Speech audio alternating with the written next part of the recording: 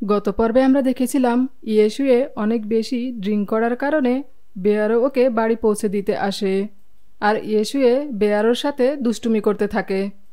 এর পরের সিনে দেখা যায় বেয়ারোর বস সবাইকে নিয়ে মিটিং করে এবং একটি ফেমাস মেইন ক্যারেক্টারের ড্রাইভিংয়ের দায়িত্ব বেয়ারোকে দেয়। এটা শুনে বেয়ারো অনেক খুশি হয়, আর মিটিং শেষে ফোন করে ইয়েশুয়েকেও জানায়। এটা শুনে ইয়েশুয়ে ওকে এই মুহূর্তটা সেলিব্রেট করার জন্য ওর সাথে ডিনারে যেতে বলে।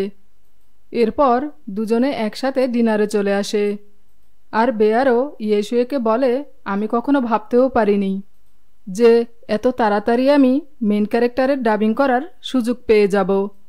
এরপর ইয়েশুয়েকে জিজ্ঞেস করে, তুমি তো লাইফে অনেক কিছু অর্জন করেছো, কিন্তু এরপরে তোমার কি করার স্বপ্ন আছে? উত্তরে ইয়েশুয়ে বলে, আমি একজন বিখ্যাত ভয়েস আর্টিস্টের পার্টনার হতে চাই। এটা বলেই ইয়েশুয়ে বেয়ারোকে একটি চেন পরিয়ে দেয়। তারপর ইয়েশুয়ে বেয়ারোকে সমুদ্রের পাড়ে নিয়ে যায়, আর সেখানে গিয়ে ওকে প্রপোজ করে এবং রিং পরিয়ে দেয়। আর বেয়ারও সেটা মেনে নিয়ে একে অপরকে জড়িয়ে ধরে। এরপর রাতে বাড়ি ফিরে বেয়ারো ইয়েশুয়ের দেওয়া রিং দেখতে থাকে এবং ঘুমিয়ে পড়ে। পরের দিন যখন বেয়ারো বাইরে থেকে ফিরে আসে, তখন ওর মা ওকে জিজ্ঞেস করে, তুমি কোথায় গিয়েছিলে? এতে বেয়ারো বলে, আমি জগিং করতে গিয়েছিলাম। কিন্তু ওর মা ওর হাতের রিংটাকে দেখে ফেলে আর ওকে বলে, আমি ইয়েশুয়ের বাবা মার সাথে দেখা করে তোমার আর ইয়েশুয়ের বিয়ের ব্যাপারে কথা বলবো। এরপর ইয়েশুয়ে বেয়ারোকে ওর বাবা মায়ের সাথে দেখা করাতে নিয়ে যায়, আর এতে বেয়ারো খুব নার্ভাস হয়ে যায়। তারপর সবাই একসাথে ডিনার করে এবং কথা বলতে থাকে, আর এটা দেখে বোঝা যায় যে ইয়েশুয়ের বাবা মা বেয়ারোকে অ্যাকসেপ্ট করে নিয়েছে। এর পরের সিনে দেখা যায় বেয়ারোর কাছে স্কলারশিপের লেটার চলে আসে, যেটা দেখে ও খুব খুশি হয়। ঠিক তখনই সেখানে ইয়েশুয়ে চলে আসে বেয়ারোর জন্য দুধ নিয়ে, কিন্তু বেয়ারো ওকে স্কলারশিপের লেটারের ব্যাপারে কিছুই বলে না। এরপর দেখা যায় ইয়েশুয়ের মা বেয়ারোকে নিয়ে শপিংয়ে যায়, যেখানে দুজন একসঙ্গে অনেক শপিং করে। এর পরের সিনে দেখা যায় ইয়েশুয়ে ওর স্টুডিওতে গিয়ে ওর এমপ্লয়িদের বলে যে ও আগামী 2 বছরের জন্য ব্যক্তিগত কাজে জাপান চলে যাচ্ছে, আর ওর অবর্তমানে সব এমপ্লয়িদের ভায়োলিন বানানোর কাজ চালিয়ে যেতে বলে। এটা শুনে সবাই অবাক হয়, আর ইয়েশুয়েকে বলে, আমাদের কাছে অনেক গুরুত্বপূর্ণ অর্ডার আছে, তাই আপনার এখানে থাকাটা জরুরি। কিন্তু ইয়েশুয়ে বলে, আমার কিছুই করার নেই, আমাকে জাপান যেতেই হবে। এরপর ইয়েশুয়ে বাড়ি ফিরে বেয়ারোর জন্য ডিনার বানাতে থাকে। তখনই ইয়েশুয়ের ফোনে শিনজোর মেসেজ আসে, যাতে লেখা থাকে যে শিনজো ওর বাবার ওয়ার্কশপের জন্য ইয়েশুয়ের কাছে সাহায্য চায়। সাথে এটাও বলে যে আমার বাবা তোমার টিচার ছিল, তাই তুমি ওনাকে নিরাশ করো না। আর এই মেসেজটা বেয়ারও দেখে ফেলে, কিন্তু ইয়েশুয়েকে কিছুই বলে না, বরং দুজনে একসাথে ডিনার করে। এরপর যখন বেয়ারো বাসে করে বাড়ি যাচ্ছিল, তখন ওর কাছে শিনজোর ফোন আসে, আর শিনজো বেয়ারোকে বলে ও যেন ইয়েশুয়েকে বুঝিয়ে শিনজোর বাবাকে সাহায্য করতে ওনার কাছে পাঠিয়ে দেয়, কেননা শিনজোর বাবা অসুস্থ, তাই উনি এখন ভায়োলিন বানাতে পারছে না। এই বলে ফোন রেখে দেয়। এরপর দেখা যায় তাংলি এবং মার্স ওদের হানিমুন থেকে ফিরে এসে বেয়ারো আর ইয়েশুয়ের সাথে দেখা করতে আসে, আর তাংলিকে দেখে বেয়ারো অনেক খুশি হয় এবং ওরা দুজন কথা বলতে বাইরে আসে, যেখানে বেয়ারো তাংলিকে বলে যে ও খুব শীঘ্রই জাপান চলে যাচ্ছে।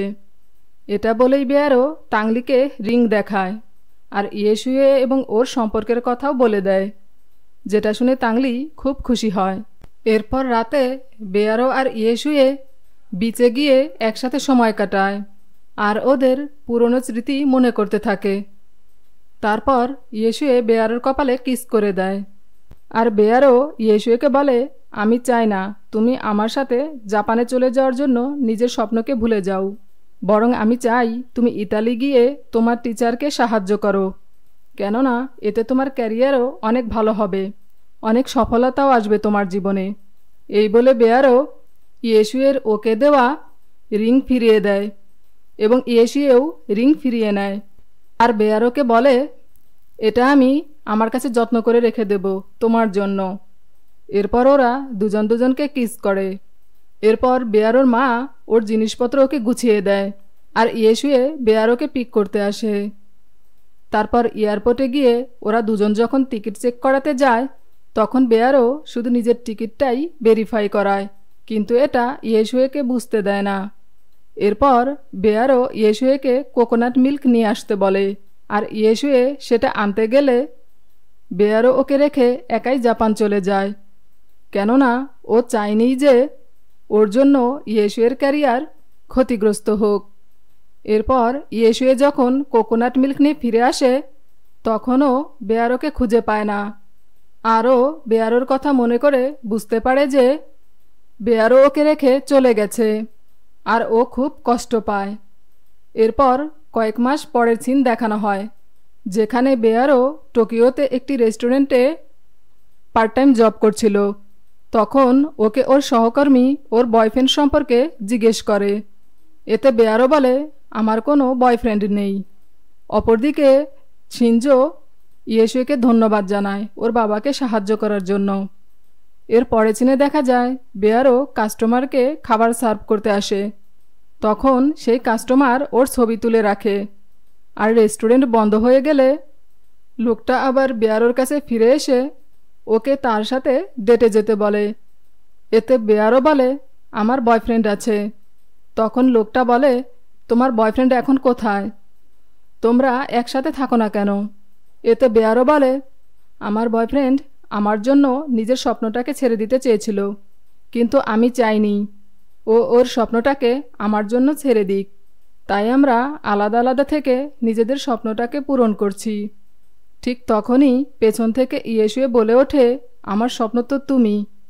আর ওকে দেখে বেয়ারো ভীষণ খুশি হয় এবং দৌড়ে গিয়ে ইয়েশুয়েকে জড়িয়ে ধরে। আসলে ইয়েশুয়ের জীবনে বেয়ারোর গুরুত্ব ছিল সবচেয়ে বেশি, তাই ও সব কিছু ছেড়ে দিয়ে বেয়ারোর কাছেই ফিরে আসে। আর এভাবেই দুজনের হ্যাপি এন্ডিং দেখিয়ে গল্পের শেষ দেখানো হয়। ভিডিওটি যদি আপনাদের ভালো লেগে থাকে তাহলে এরকম আরও নতুন নতুন গল্প দেখতে চ্যানেলটি লাইক, শেয়ার, কমেন্টস এবং সাবস্ক্রাইব করবেন।